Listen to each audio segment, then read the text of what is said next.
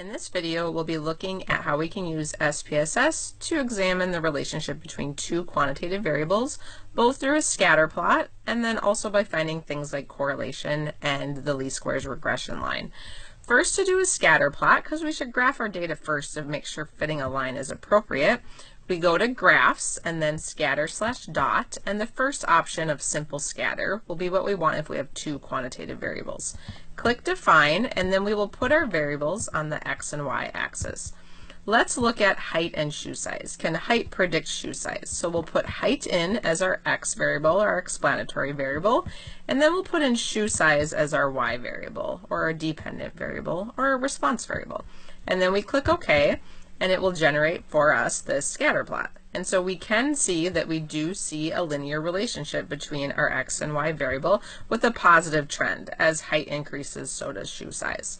So to quantify that trend, we can go to Analyze, and then we go to Regression, and then we go to Linear. Here we will again put in the two variables. Our dependent variable was shoe size. That was right here. Put that there. And our independent variable, that is where we want height. And we will click OK.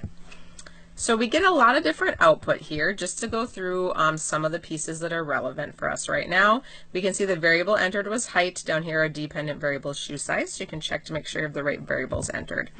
Under the model summary box, this value of r is what we called our lowercase r, which is our correlation, which is 0.883. So that verifies we do have a strong positive linear relationship in the sample.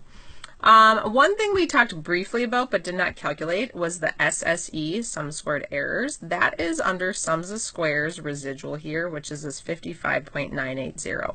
What that would be is if you found every residual for every person in this data set, which is how far is their data point away from the fitted line, if we'd square those all and add those all up.